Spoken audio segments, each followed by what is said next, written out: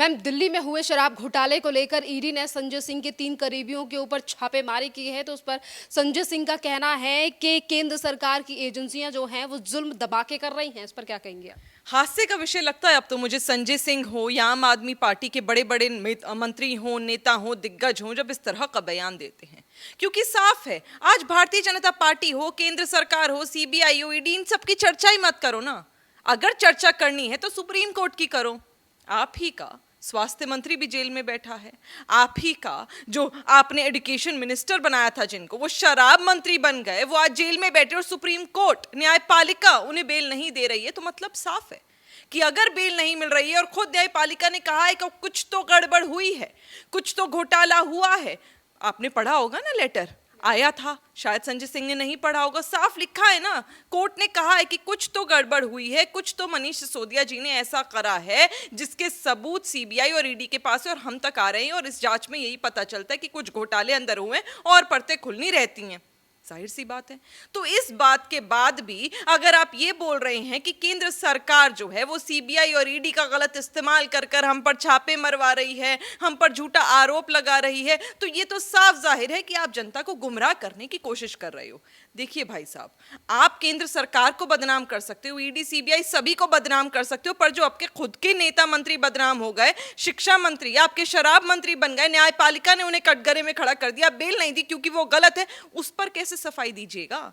आज सवाल ये उठता है कि जो लोग शिक्षा के नाम पर बच्चों को बेवकूफ बनाते रहे और यहां पर एक मुफ्त दारू पिलाते रहे, जो लोग स्वास्थ्य मंत्री बनकर हवाला करते रहे, मोहल्ला क्लिनिक में वहां पर जानवरों का, इंसान छोड़ जानवरों का इलाज भी नहीं हो सकता, इस प्रकार की आपने सुविधाएं दी, आज उन पर आपको बात करनी चाहिए।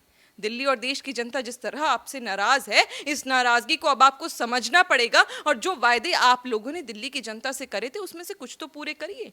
ये सीबीआई, ईडी और ये जो रेड की बात है, बहुत अच्छी बात संजय सिंह ने कही। जब जब इनको लगता है कि इनके परकच्चे ढीले हो रहे हैं, इनके झूठ के पर्दे फाश हो रहे हैं, परतें खुलती जा रही हैं, तब तब ये सीबीआई और ईडी को बदनाम करने लगते हैं। आज बात हो रही है न्यायपालिका की। वहां जाइए, अगर आपको लगता है कि कुछ गलत नहीं हुआ है तो सबूत पेश करिए कि आपने गलत नहीं करा, क्योंकि ईडी और सीबीआई ने तो सबूत पेश करिए कि आपने गलत करा। आपके अधिकारियों ने जो आपके साथ मिलकर काम कर रहे थे, उन्होंने बाकायदा बातें कही हैं और बताई हैं कि अरविंद केजरीवाल ने खुद बुलाया था।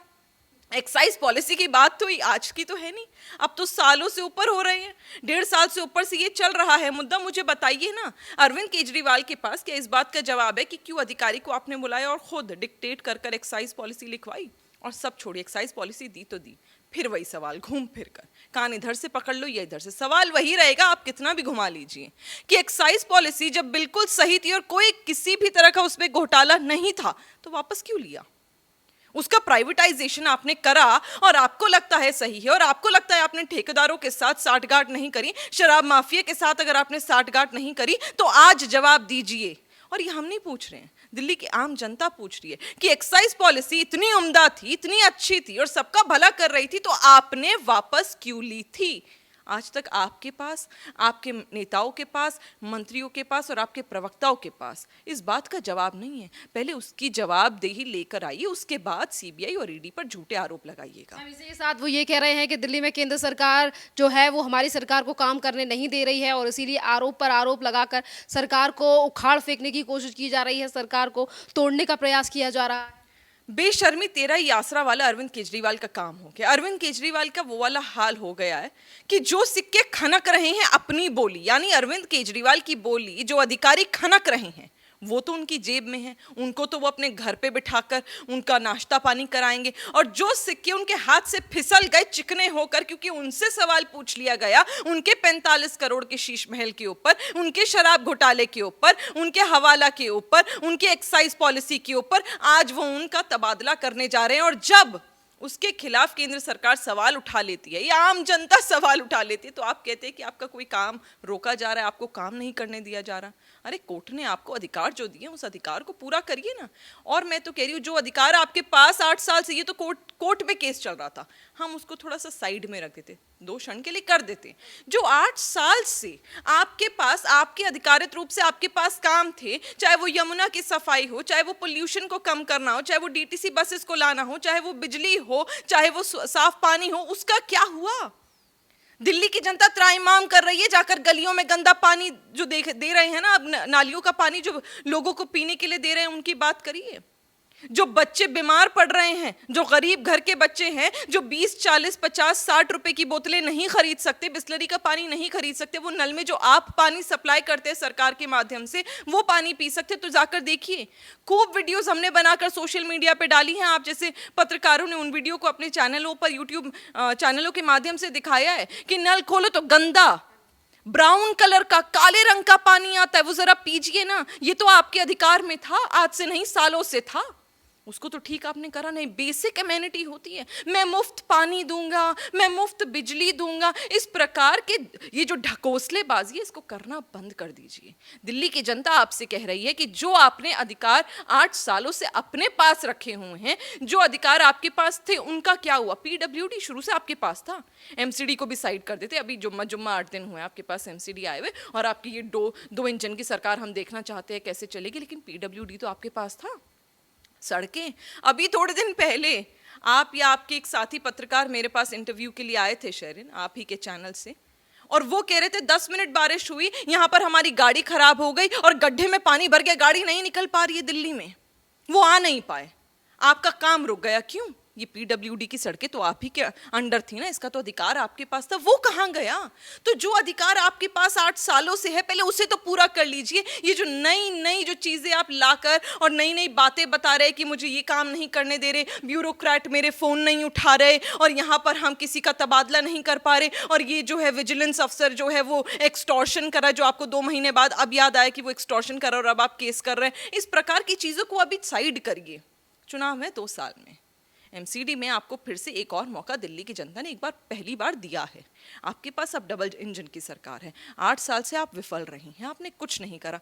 एक बार काम जो आपको दिया गया है, जो आपका अधिकारित रूप से काम है, वो काम कर दिखाइए, दिल्ली की जनता का दिल जीतिए। इस तरह की बातों में मत पड़िए, नहीं तो आपकी राजनीति खत्म होने से बचेगी नहीं। मैम, मुद्दा दिल्ली में हुए शराब घोटाले का हो या फिर शीश महल को लेकर हो, आम आदमी पार्टी लगातार यही कह रही है कि ये तमाम चीज़ें जो है वो बीजेपी की तरफ से की जा रही हैं, और दिल्ली के मुख्यमंत्री अरविंद केजरीवाल ने तो इतना तक कह दिया कि ये शराब घोटाले के बारे में झूठ जिसने भी फैलाया है उसको सजा होनी चाहिए, उसको सजा मिलनी चाहिए। बिल्कुल झूठ, जिसने शराब घोटाला करा है वो खुद जेल में है। फिर वही बात घूम फिर के किसने झूठ फैलाया? अरे झूठ फैलाया होता तो न्यायपालिका को आपके कल का छोटा सा बच्चा समझते हो, जिन्हें सच गलत झूठ सफाई में अंतर नहीं पता चलता, उन्हें पता है किसने क्या करा। और विच इज वाई आज मनीष सिसोदिया सलाखों के पीछे और बेल उन्हें नहीं मिल रहे। अब आ जाते हैं शीश महल पर।